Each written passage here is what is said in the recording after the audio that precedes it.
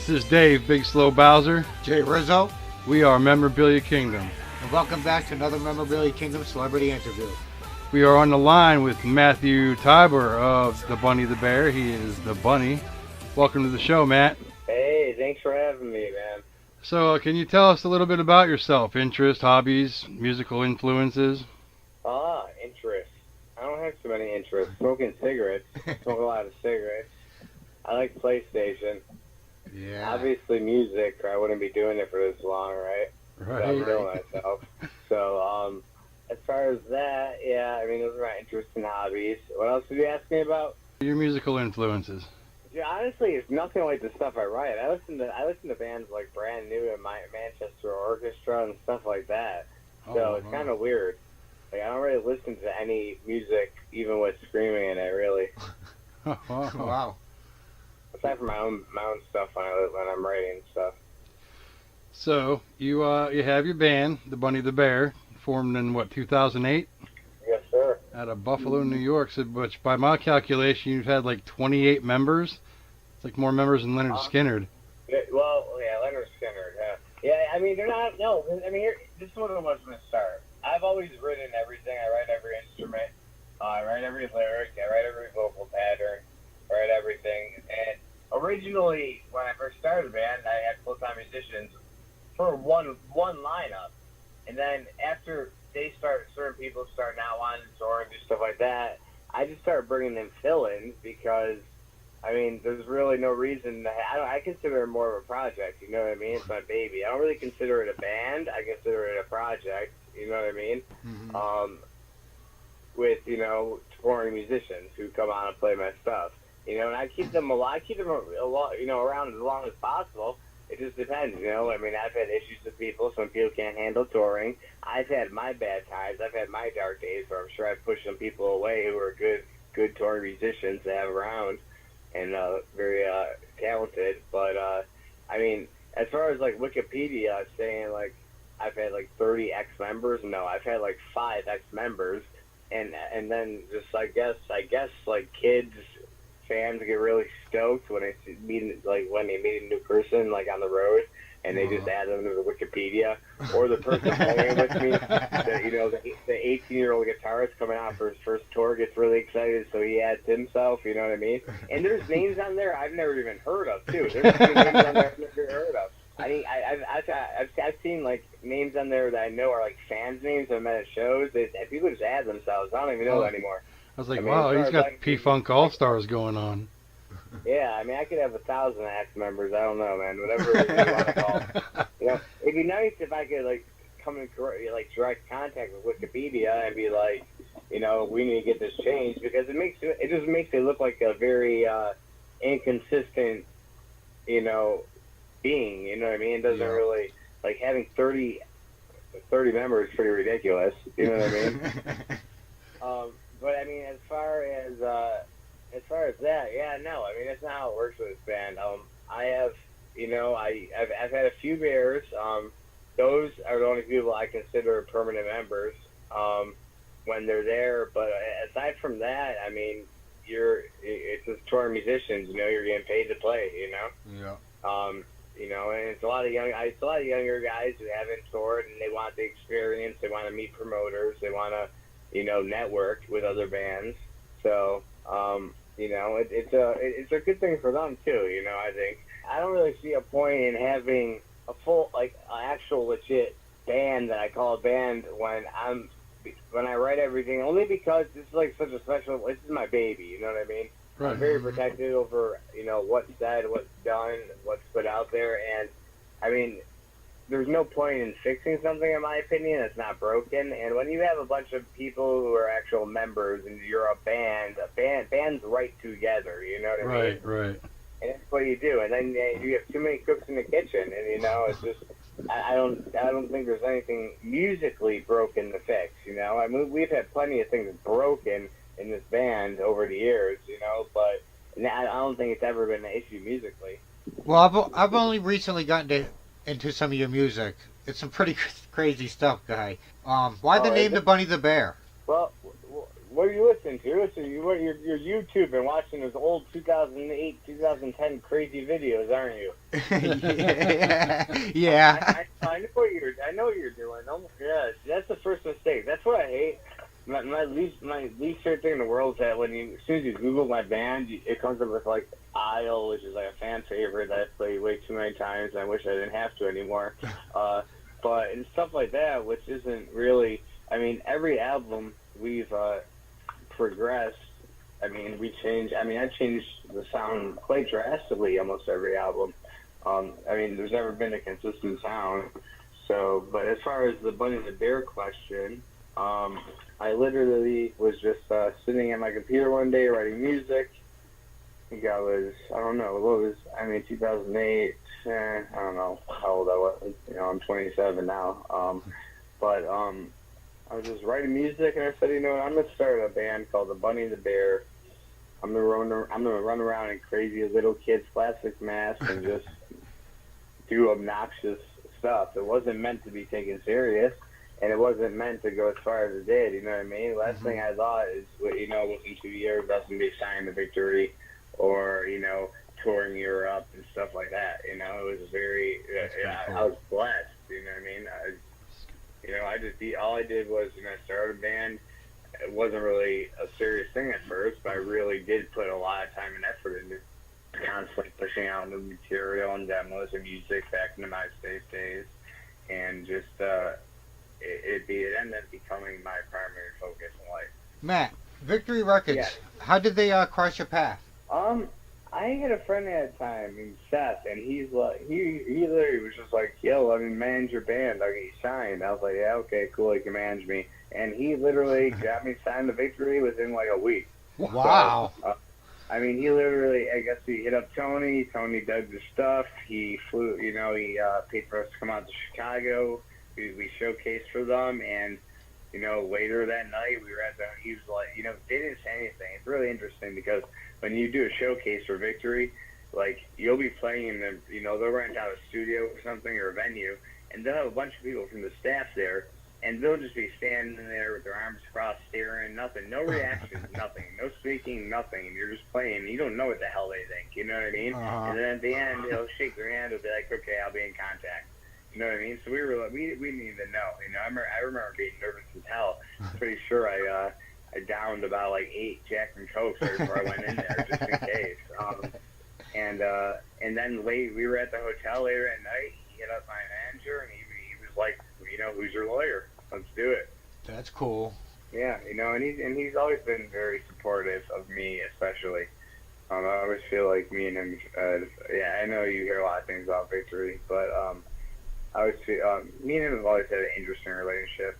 And he's been there for me quite a few times, and he's given me quite a few, breaks, because I've gotten into some trouble over the years. So he really is a better guy than most people would assume from shit you read on the internet. Yeah.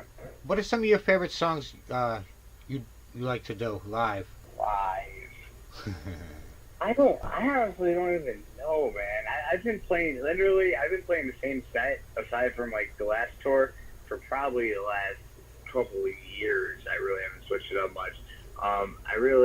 It's weird because the last 3 albums I've written, I really haven't found many songs that I feel bring out the right vibes live. And a lot of our big hits, like for our fans, like C'est Pas Si Long, and like our softer songs, like I don't play them live usually because we have like a 45-minute set, and we're running around screaming and singing, and I'm not just going to stop and sit down and like kill the vibe with an acoustic guitar.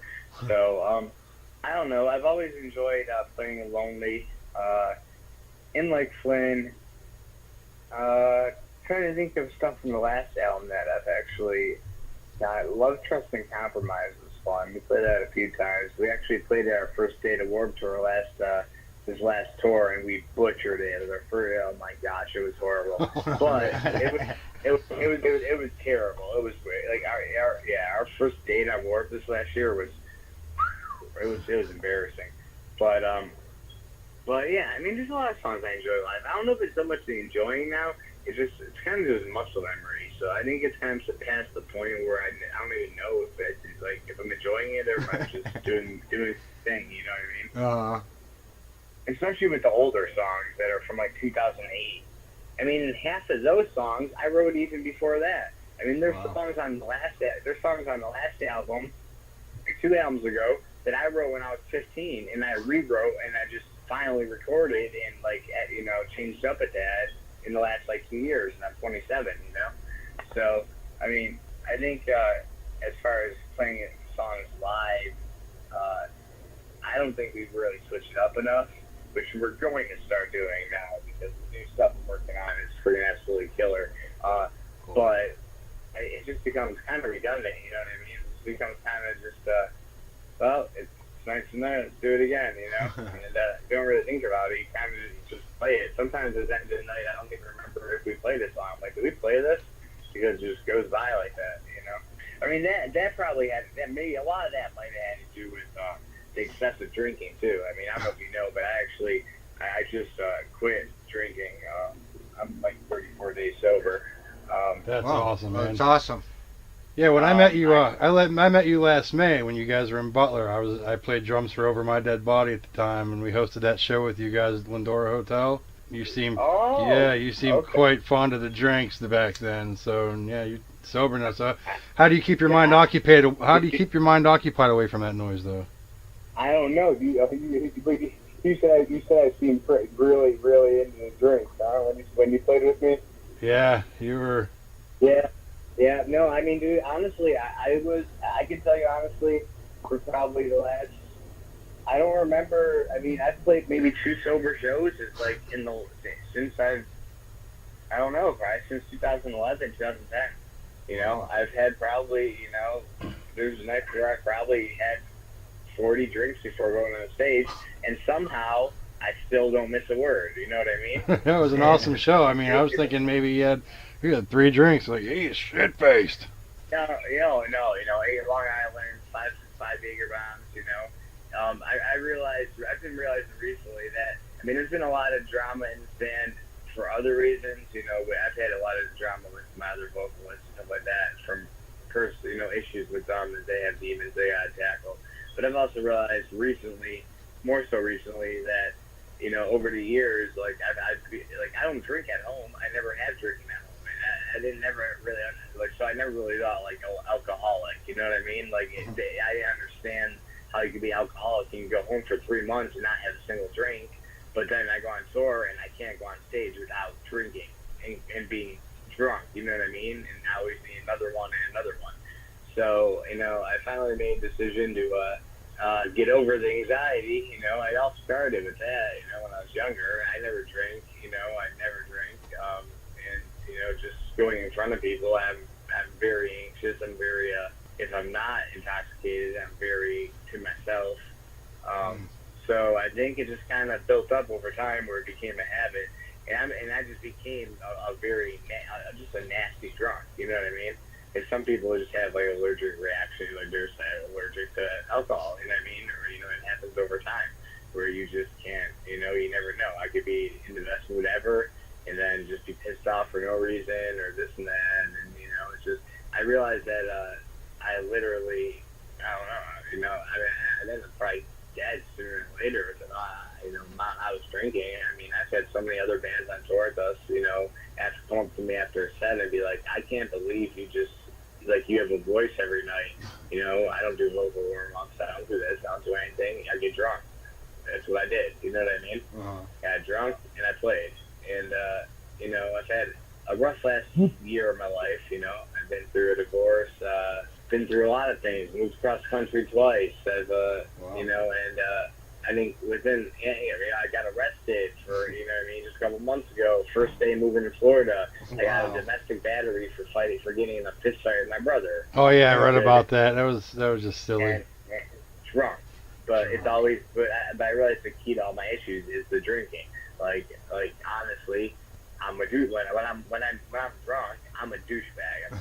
I say mean things. I'm an asshole. I'm a grouch. I'm never happy. Every show sucks. Oh my god, sound. You know what I mean? And I just kind of took it upon myself. I think I just kind of had a rude awakening recently that I'm just like, it's really not worth it. I mean, like, if I could, you know, if I'm pushing out this music and these kids are coming out to see a show, and yeah, they all still come out and they know how I perform, and I still put on a show even if I'm like that, and and I don't treat them like that, but I still don't want, like, why would I want it to depend on drinking to do something that I used to love, you know what I mean? Right. Because it got to a point where I don't even like do I even enjoy doing this, you know what I mean? Like, I love writing, I love recording, I love people hearing what I feel, but like as far as touring, it's like it was a repetitive cycle. 2 months on the road getting trashed every night, you know, maybe, you know, and just, you know, playing my set, and then I never drink after I play, and then passing out drunk in the passenger seat of the van, you know what I mean? So, and repeat, you know, waking up with swollen ankles, you know, so I decided, you know, to cut that out of my life. I started going to AA meetings, realizing that it's because you only drink, you know, when you're on tour doesn't mean you're not alcoholic. You know, I think that, you know, so in the last, I've been sober, I think 34 days now, 35, and I've been to probably about 40 meetings in those times, and they're actually enjoyable. Wow. So, that's cool. You know, I'm working on just bettering myself, because, I mean, you know, some people can do it. You know, I used to be able to drink like that, but some you know, just drink and have a good time. But somewhere along the line, you know what I mean, it became, if I just can't have one drink, you know, and I just keep going and going and going. Becomes a mission. Yeah. So, you know, it had to be fixed. And, you know, there's been a lot of drama, you know, with this band. This band's made a lot of headlines over the years, which has held this band back a lot. I mean, between my first singer, friggin', and oh my God, his issues, you know, and, you know, even just things I've done, like, even at venues that are just embarrassing, like, so, yeah, I mean, I just got to the point where I realized that a lot of problems in my life, especially with my marriage and other things, you know, were because of that. You know, my wife was my tour manager, so she had to deal with me and babysit me every night, you know what I mean? You know, so enough was enough. So I decided to, you know, try AA out and try to see, you know, if it was an alcohol problem or, you know, something else, because God knows I have plenty of mental issues, you know what I mean? But it's been helping, you know. I mean, it's actually, and I didn't realize how many people I know in bands actually that are in AA and stuff like that. I didn't realize how widespread it was. And it's a lot different, I think, than most people would expect it to be. Right. But it's been going good. I mean, 34 days. I haven't craved drink, but the thing is, I never do when I'm at home. So the question is going to be August when I go on tour.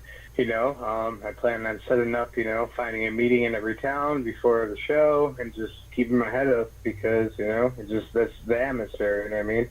Yeah. You know, every fan I know is used to come up to me and buy me shots, because that's what I do, you know, and I just, you know, I know, you know, if I have one, I'm going to keep having them, so. Well, that show we did with you guys, I just hopped up on Mountain Dew all night. That was a crazy night. That was actually one of the best times I've ever had in a band.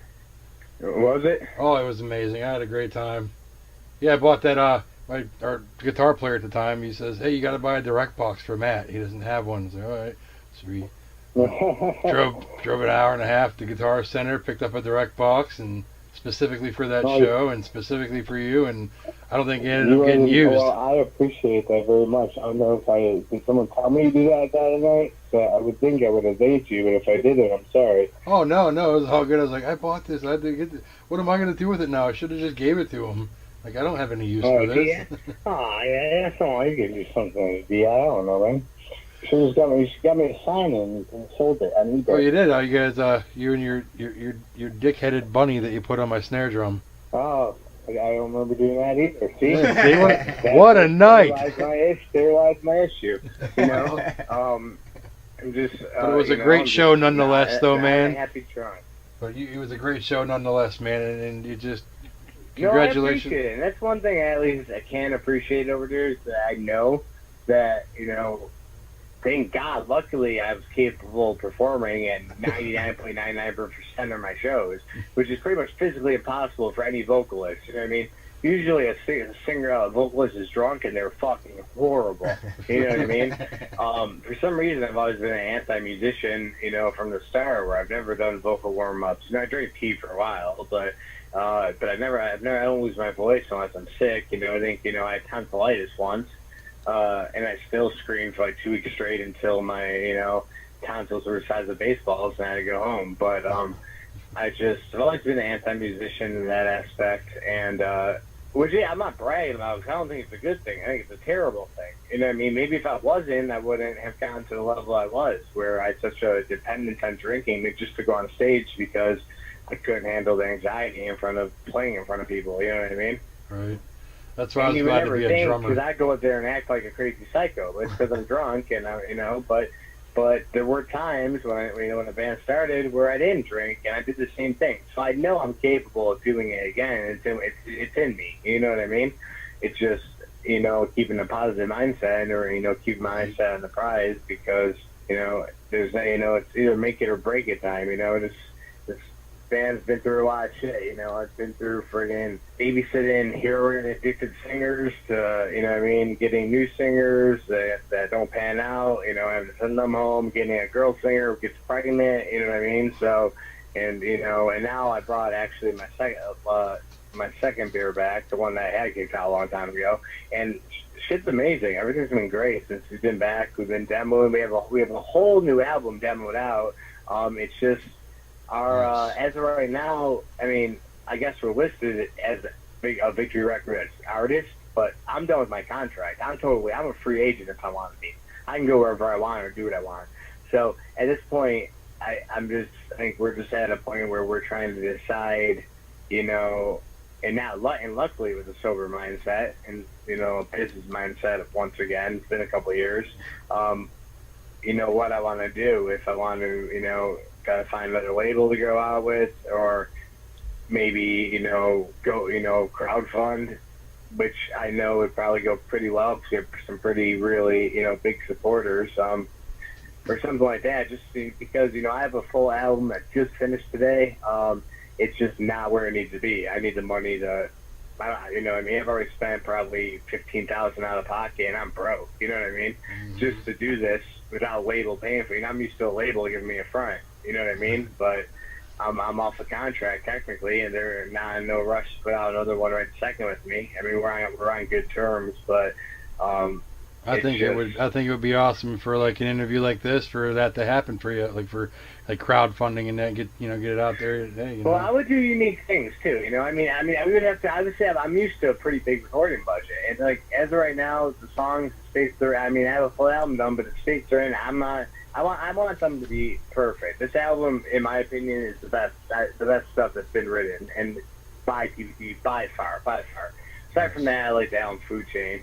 I really don't like any of the other albums I've written too much, but I think that just happens over time. I think I'm one of those people who always just likes the new thing I'm doing, and then I don't, and then 2 months later I hate it.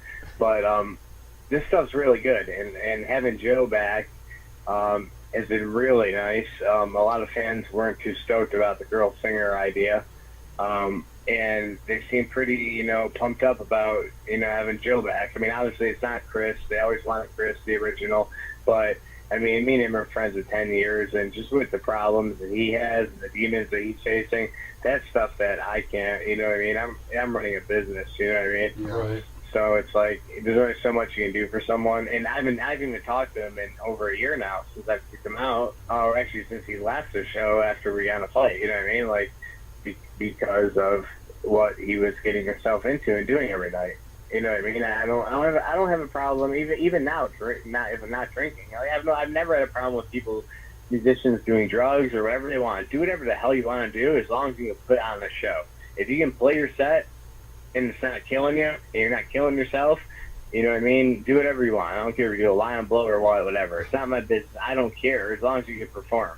But when you're getting into really heavy stuff, and you know what I mean, and and you're waking up 5 minutes before a set, and then forgetting your lyrics and singing totally different lyrics to a different song as you're playing it, it just had to, so sometimes ties have to be cut, and it sucks because, I love the kid more than life, I always will, and we haven't talked in forever, and I don't know if I'll ever talk again, but, I mean, the fans at least have seem to be starting to accept it. You still have those few loners who comment, bring Chris back, it's not the same. But, I mean, yeah, he had a very unique voice, he had a very dynamic range, he's very vocally Extremely.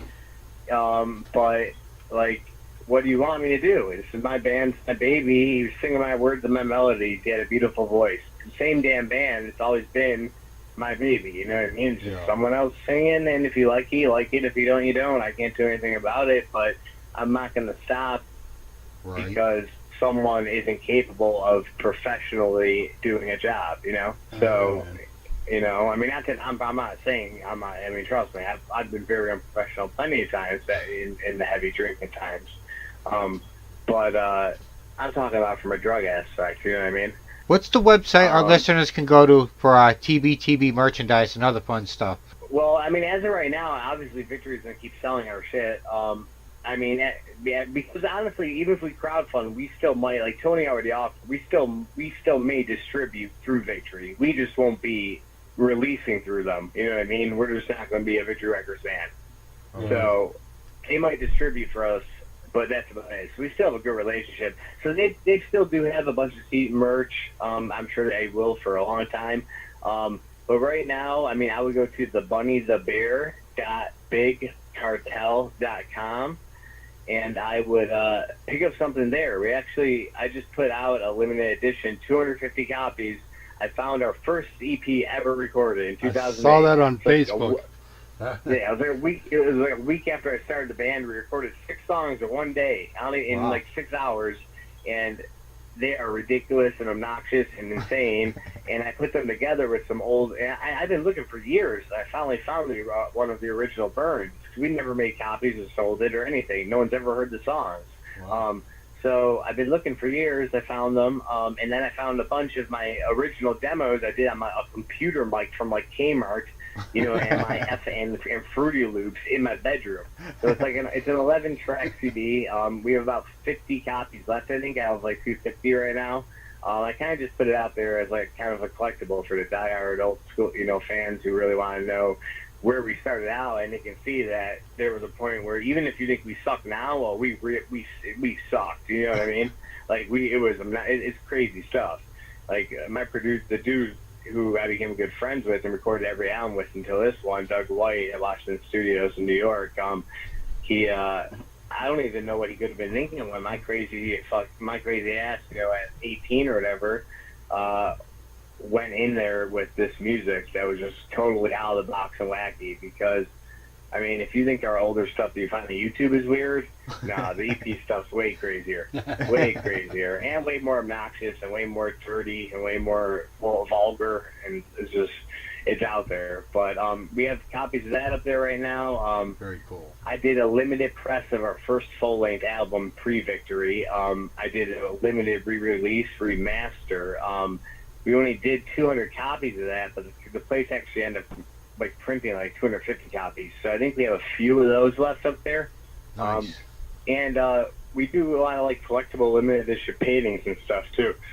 But we'll have some shirts and stuff up soon. I'm just really right now I'm focusing on what we're gonna do with this album, to finish it, to fund the finishing of it. I mean, we're talking to a few labels, but it just depends where it goes. I mean, honestly, in this day and age, we already have a fan base, that's considerably decent size, and they're very, very reliable, and they care about us, and they would do anything for us. We have an amazing fan base, so I know, they're not going anywhere. I'm part of that. I'm part of that fan base, brother. We're definitely fans of that. So it means a lot, and with the help Victory's done over the years, I mean, our name's out there. People know who we are, so it's like, at this point, it might be better to put it out ourselves, It might be financially better. It might be, just better in general, just to do what I want to, to finish this the way I want. It would just be coming up with the money to finish tweaking out the album and doing the things I got to do. Because right now they're all in demo states, So we're thinking about, either crowdfunding and doing that, or just maybe signing someone. But we probably won't know it for probably the next week or two. Well, anything you need, man, you just send links to us at Memorabilia Kingdom, and we'll share the shit out of them for you, brother. Oh no, yeah, I definitely will. I'll send everything to you, dude. First time we release something new, I will shoot it over to you. I mean, I have no problem doing that. I mean, if you guys want to check out some new stuff too, I'll send it. If you text me an email after, and I'll send you some of the new demos. Just keep them on DL, don't leak them. Oh no. You know what I mean? And you're good, but I mean, it's been rough because I'm used to going to one studio in Buffalo, recording every instrument, myself, like doing everything just with my producer. You know what I mean? Aside from having the singer come in for one day and sing. So it's like I'm in Florida now, and Joe's in California, and my studio's obviously not down here. So it's been a very tedious and crazy experience getting this album done, at least layered out. Everything's laid out and ready to go, and written and demoed. So I'm very excited about it. We just need to figure out how we're going to release it. Right on, Matt. We want to thank you so much for being on the show, man. No, thank you guys, dude. Obviously, man, it's awesome. I haven't done an interview in months, honestly.